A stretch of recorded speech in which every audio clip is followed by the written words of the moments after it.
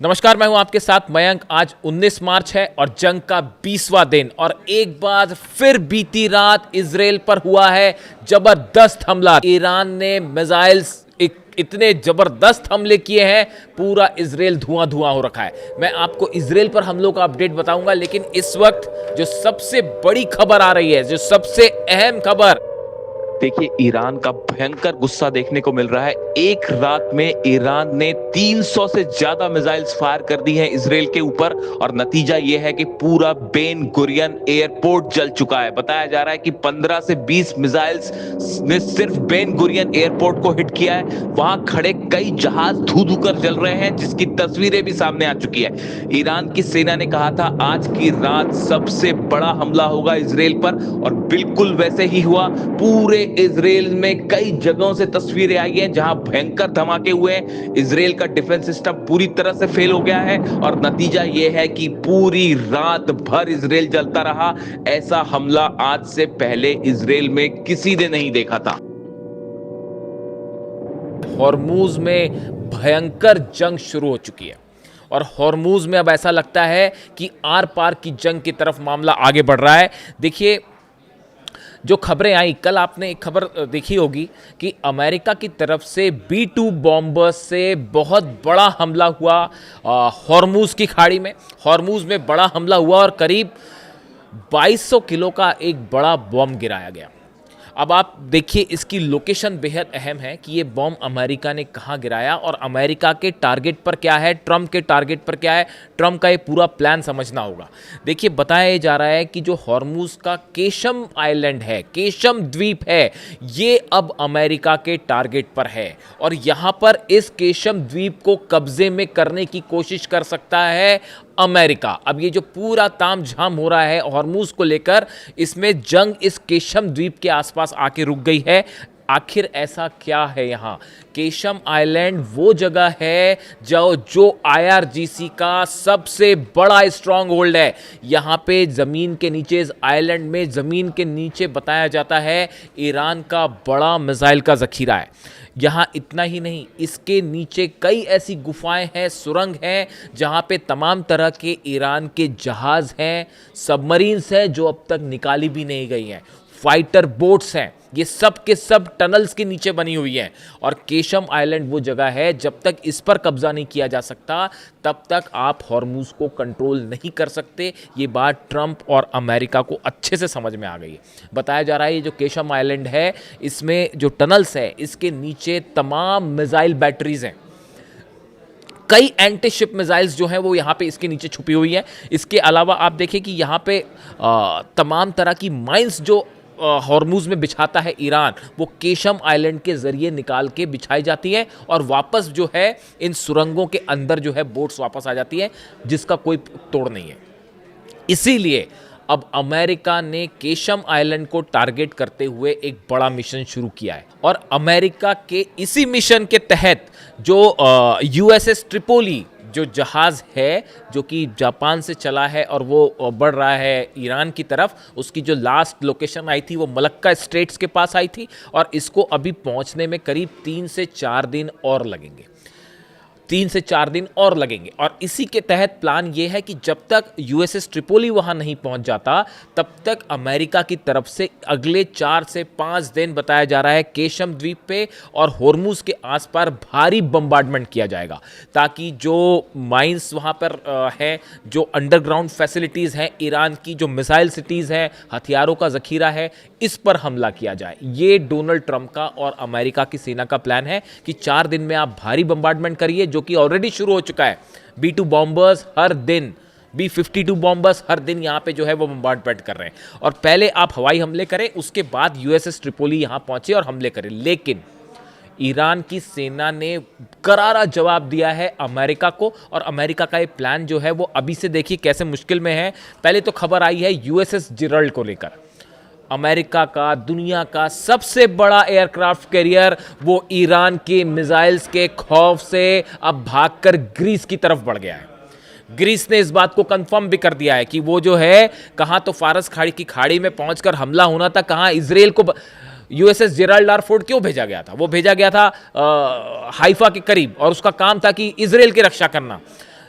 जो पिछली आग की खबर आई थी अब वो कन्फर्म होती दिख रही है। मैंने आपको बताया था कि जेरल्ड आर फोर्ड में आग लग गई और कहा गया था कि वो गलती से आग लग गई है और उसकी लॉन्ड्री में आग लगी है। अब बताया जा रहा है कि वाकई वो ड्रोन स्ट्राइक थी, ड्रोन स्ट्राइक हुई थी और उस पर आग लगी थी और उसके बाद जो है अब इसको पीछे हटाना पड़ा और हटाना ही नहीं पड़ा है, उसको ग्रीस की तरफ आगे भेज दिया गया है।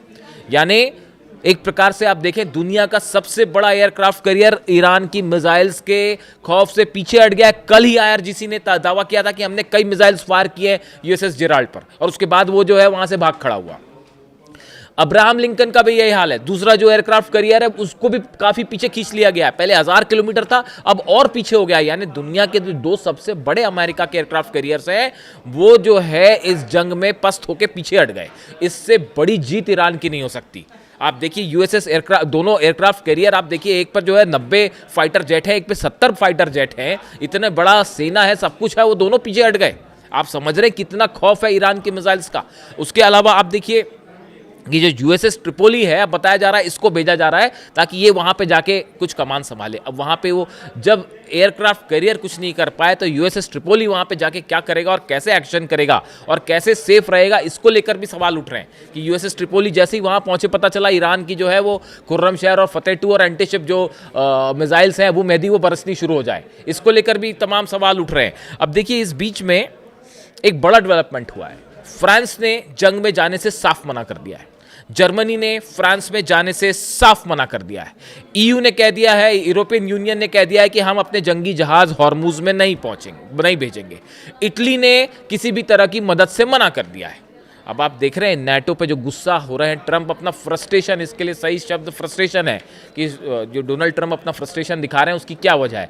नाटो के जितने बड़े देश हैं, यूरोप के जितने बड़े देश हैं, उन्होंने इस जंग में शामिल होने से मना कर दिया है। डोनाल्ड ट्रंप को सीधा सीधा मना कर दिया है। यानी जिनके भरोसे बैठे थे कि शायद कोई मदद करेगा, मदद करना मना कर दिया। इसीलिए ईरान की सेना कह रही है कि मदद मांगते फिर रहे हैं। कल आईआरजीसी का बयान आया कि जो है डोनाल्ड ट्रंप जो है वो तमाम देशों से जो है मदद की भीख मांगते फिर रहे हैं, ये बात कह रही है ईरान की सेना की तरफ से, ये बात कहा गया।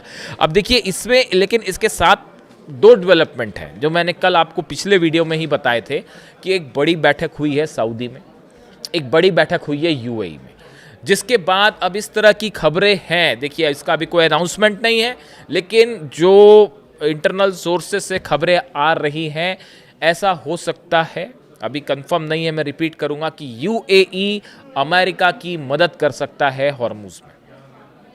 देखिए खार्ग आइलैंड पर भी जो हमले हुए उसमें मैंने आपको बताया था कि जिस तरह से बातें सामने आई, ऐसे दावे हुए कि जो B-2 बॉम्बर्स ने टेक ऑफ किया था वो यूएई के पोर्ट से किया था। यही वजह है कि यूएई पे जो मिसाइल्स गिर रही हैं और जो नुकसान हुए हैं, फुजेरा पोर्ट पर जो है फिर से धमाके की खबर आई है। ये कल जो धमाके हुए थे उसके बाद बीती रात फिर जो है वो फुजेरा पोर्ट के पास से धमाकों की आवाज़ें सुनाई दी गई। और इसके अलावा जो ऑयल पोर्ट है उसको बड़ा नुकसान हुआ है बताया जा रहा है। ऑयल पोर्ट जो है यूएई का फुजेरा पोर्ट के पास, उसको बड़ा नुकसान हुआ और उसमें आग भी लगी है। इसी तरह आप कतर में देखिए, अगर अरब में हमलों की बात करें, कतर में धमाकों की आवाज़ सुनाई दी है। यानी बीती रात पिछले चंद घंटों के अंदर कतर पे भी हमले हुए हैं। इसके अलावा बगदाद में अमेरिकी दूतावास पर फिर से हमला हुआ है, अमेरिकी एम्बेसी पर फिर से हमला हुआ है और पूरी दुनिया में अलर्ट जारी कर दिया गया है कि अमेरिका की एम्बेसीज की सुरक्षा फौरन बढ़ा दी जाए। यानी खतरा पूरी दुनिया में अब मंडरा रहा है अमेरिका के ऊपर। जो बात पहले से हम इस बात के लिए आगाह कर रहे थे कि ये मामला जो है सिर्फ सीमित नहीं रहेगा ईरान तक या फिर मिडिल ईस्ट तक। इंटेल सोर्सेज बता रहे हैं कि पूरे दुनिया में अमेरिकन एम्बेसीज अब निशाने पर हैं और ईरान की तरफ से जो स्लीपर सेल्स हैं वो कहीं भी एक्टिवेट हो सकते हैं और अमेरिका में घुसकर भी हमले हो सकते हैं और पूरी दुनिया में कहीं पर भी अमेरिकन एम्बेसीज को निशाना बनाया जा सकता है। इसके अलावा अगर आप सऊदी की बात करें, देखिए सऊदी की भूमिका को लेकर तमाम सवाल उठ रहे हैं। मैं अभी उस बारे में कुछ नहीं कहना चाहूँगा, लेकिन ये ज़रूर है कि सऊदी जो है वो सीधा टारगेट पर है ईरान के। और एक बड़ा हमला ऐसा हुआ है सऊदी पर जिसका जिक्र करना बेहद अहम है। हालांकि ये हमला 24 घंटे पहले हुआ है, यानी कि ये हमला 18 तारीख को हुआ है। देखिए, Iran has reportedly launched a series of drone strikes targeting US military assets in the Middle East, destroying the American ANFPS 117 radar नियम Al Qassim airport in Saudi Arabia.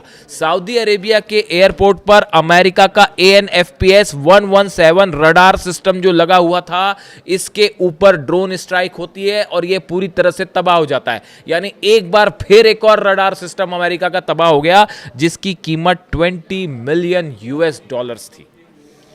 यानी शाहिद ड्रोन 16 लाख रुपए में जो बनता है, उस शाहिद ड्रोन ने 20 मिलियन US, हिसाब लगा लेना आप कैलकुलेटर में कितना है, वो जो है उसके ऊपर स्ट्राइक करके 20 मिलियन US का जो रडार सिस्टम था उसको तबाह कर दिया। अब ये रडार सिस्टम क्या करता था? ये रडार सिस्टम 400 से 500 किलोमीटर के अंदर कोई भी मिसाइल आएगी, कोई भी ड्रोन आएगा, उसका पता लगाता था। किसी तरह का कोई और हमले का अंदेशा है तो उसके बारे में अलर्ट करता था। अब जब अलर्ट करने वाला रडार सऊदी का, जब उसी को ऊपर ड्रोन गिर जाता है, अब इससे अब इसको अब आप क्या मानेंगे बताइए? ये जो रडार है 460 किलोमीटर जो है इसकी रेंज थी। इसका काम था कि मिसाइल आ रही है या नहीं आ रही ये बताना, और ड्रोन आ रहे हैं कि नहीं बताना। उस रडार के ऊपर जिसका काम था कि बताना, अलर्ट देना, उसके ऊपर ड्रोन गिर जाता है शायद 136। अब आप समझ लीजिए इससे कि क्या नतीजे हैं इसके, और डिफेंस सिस्टम कितना बुरी तरह से ध्वस्त है अमेरिका का पूरे अरब में। इसीलिए अमेरिका में सवाल उठ रहे हैं। ये तो कैजुअलिटी हो रही है अमेरिकन सोल्जर्स की, असली नंबर पता नहीं कब आएंगे। हजारों सोल्जर्स घायल है अमेरिका के। जब आप देख सकते हैं कि बहरीन में एक ऐसी बिल्डिंग में उस फ्लैट पे हमला हो जाता है, डायरेक्ट होटल में उस कमरे पे हमला हो जाता है जहां पर अमेरिकन सोल्जर्स थे। ऐसे ही हाल बगदाद में हुआ, एक होटल में जिस पर हमला हुआ उसमें जो अमेरिकन अधिकारी रुके हुए थे उसमें ड्रोन घुस जाता है जाके 17वीं मंजिल पे। यानी कितने एक्यूरेट अटैक हैं, आप देख रहे हैं नेविगेशन कितना स्ट्रांग है, और रशिया और चाइना कितनी मदद कर रहे हैं। और ये जो नुकसान हुआ है अरेबिया में, भयंकर हमले, और ऑयल पोर्ट्स में लगातार आग लगी हुई है। यानी बगदाद हो गया, ईरान हो गया, बगदाद में हमले हो रहे हैं लगातार, सऊदी में हमले हो रहे हैं, UAE में हमले हो रहे हैं, कतर में हमले हो रहे हैं, अल उदैद बेस पर जो है एक बार फिर हमले किए गए। यानी कि जहां पे संभलने की कोशिश है वहां फिर हमले हो रहे हैं। एक तरफ पूरी सऊदी अरेबिया में हमले हो रहे हैं, इजराइल का क्या हाल है वो आप देख ही रहे हैं। अली लारीजानी साहब की शहादत के बाद जो है वो बीती रात भी 2 दिन पहले, मतलब जब शहादत की अगली रात भी जबरदस्त हमले हुए थे, और कल फिर वही हाल था। और ईरान की सेना की तरफ से एक बड़ा बयान दिया जा रहा है कि कुछ बहुत बड़ा होने वाला है। इसका एनालिसिस अलग से करेंगे, क्या मतलब है ईरान की सेना के इस बयान का कि जल्द ही कुछ बहुत बड़ा होने वाला है। क्या कोई ऐसा प्लान है ईरान के पास जो कि अब तक का सबसे घातक हमला साबित हो सकता है? जुड़ा जो भी अपडेट होगा आप तक पहुंचाऊंगा। वीडियो कैसा लगा कमेंट करके ज़रूर बताएं। Thank you so much.